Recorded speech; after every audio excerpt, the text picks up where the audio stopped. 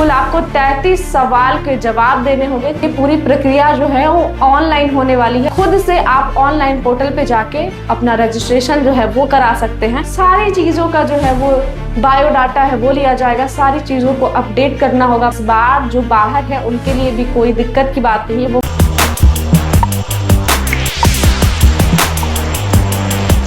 नमस्कार, आप देख रहे हैं वॉइस अप और मैं हूं श्रेया।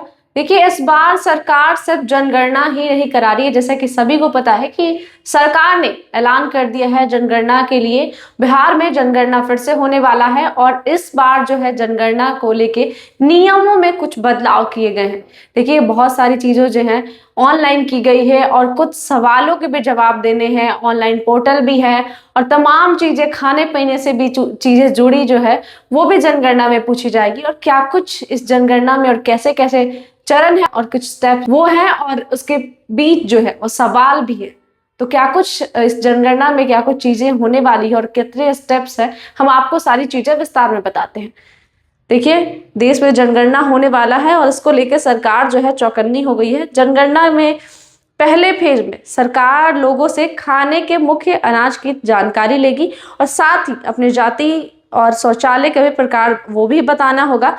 जनगणना कार्य निदेशालय के अधिकारियों के मुताबिक 33 सवाल के 4 वर्गों में बांटा गया है। कुल आपको 33 सवाल के जवाब देने होंगे। 4 स्टेप्स है, उसको भी आपको फॉलो करना पड़ेगा। देखिए, पहले वर्ग में पहला स्टेप जो है उसमें घर, और दूसरे स्टेप में परिवार, तीसरे में घर की बुनियादी चीजों और चौथे स्टेप में घरेलू उपकरणों की उपलब्धता की जानकारी देनी होगी। देखिए, 2 मई से 31 मई तक जो जनगणना करने वाले हैं वो सबके घर घर जाएंगे और मकानों के गिनती के साथ लोगों के 33 सवाल का जवाब पूछकर पोर्टल पर अपलोड करेंगे। देखिए, पूरी प्रक्रिया जो है वो ऑनलाइन होने वाली है। पूरी प्रक्रिया को ऑनलाइन पोर्टल पे अपलोड किया जाएगा और इसके लिए जिला स्तर का कोषांग जो है वो गठन किया गया है। उसके पहले 17 अप्रैल से ऑनलाइन माध्यम से स्वगणना भी होगी। जैसे खुद से आप ऑनलाइन पोर्टल पे जाके अपना रजिस्ट्रेशन जो है वो करा सकते हैं। और हम आपको बता दें कि इसका आधिकारिक वेबसाइट है censusindia.gov.in पर जाके सेल्स एन्यूमरेशन जो है पोर्टल खोलना है और यहाँ फॉर्म भरने पर इलाके के जो जनगणना करने वाले आएंगे उनको अपनी पूरी जानकारी उपलब्ध करानी होगी। मकानों की गिनती करने वाले जो आएंगे, जनगणना करने वाले, उसके गांव मोहल्लों में तो जाएंगे ही, वो आपके द्वारा दी गई ऑनलाइन जानकारी को सत्यापित करने पर पोर्टल पर जो है वो अपलोड भी करेंगे। और कैसे पोर्टल खुलेगा वो भी हम आपको बताते हैं। सेल्फ एन्यूमरेशन पोर्टल खोलने के बाद राज्य का नाम, जिला का नाम, घर के मुखिया का नाम, मोबाइल नंबर, ईमेल आईडी डालना होगा। इसके बाद आपके मोबाइल पर ओटीपी आएगा। इसको वेरीफाई होने पर भी आपकी लिंकिंग होगी। इसके बाद जो है प्रखंड, गांव और शहरी क्षेत्र में शहर का नाम, वार्ड नंबर, मोहल्ला, पिन कोड भरना होगा। इसके बाद गूगल मैप से घर की तस्वीर सेलेक्ट करनी होगी। देखिए, चरण जो है वो भी हम आपको बता दें कि पहले चरण में संरचनाओं, घरों की व्यवस्थित जो सूची तैयार होगी। यदि आप बाहर हैं तो गांव आने की जरूरी नहीं है।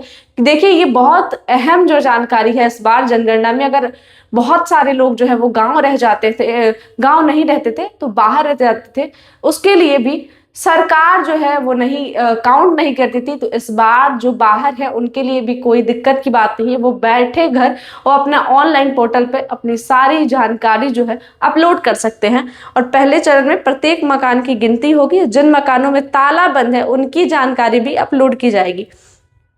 जो जनगणना करने वाले शिक्षक होंगे, इसमें 2 लाख से ज्यादा शिक्षकों की जरूरत होगी और एक शिक्षक जो है वो 700-800 लोगों से या 150 से 180 मकानों की गणना जो है गिनती करनी होगी। और कौन कौन से सवालों के जवाब देना होगा ये भी हम आपको बताएंगे। देखिए, पहला सवाल पहले नंबर पे जो है 1 नंबर मकान जो है उसको जनगणना मकान संख्या, घर किस फर्श का है और दीवार की सामग्री, छत की सामग्री, घर का उपयोग, घर की स्थिति, सब कुछ, परिवार की संख्या, घर में कितने लोग रहते हैं, परिवार के मुखिया का नाम, परिवार के मुखिया का सब कुछ, जाति, घर का स्वयं का नाम, किराया पर है, घर कितने कमरे हैं, कितने विवाहित जो है, कितने लोग विवाहित जो है परिवार में वो है। और तीसरे नंबर पे है पेयजल का स्रोत, पेयजल की उपलब्धता और प्रकाश का मुख्य स्रोत, शौचालय की सुलभता, किस प्रकार का शौचालय, गंदे पानी का निकास, स्नान गृह की उपलब्धता और रसोई घर की उपलब्धता जो है एलपीजी और पीएनजी के लिए भी पूछा जाएगा। खाना पकाने का मुख्य साधन क्या है और खाने का मुख्य अनाज जो है वो कहाँ से आता है। रेडियो, टेलीविजन, इंटरनेट सुविधा, laptop, computer, telephone, mobile phone, smartphone, cycle, scooter, motorcycle, जो भी कार, जीप, वैन, सारी चीज़ों का जो है वो बायोडाटा है वो लिया जाएगा। सारी चीज़ों को अपडेट करना होगा, अपलोड करना होगा और सब चीज़ जो है 33 सवाल जो है उन सारे सवालों का जवाब देना होगा और पोर्टल पे अपलोड होगा।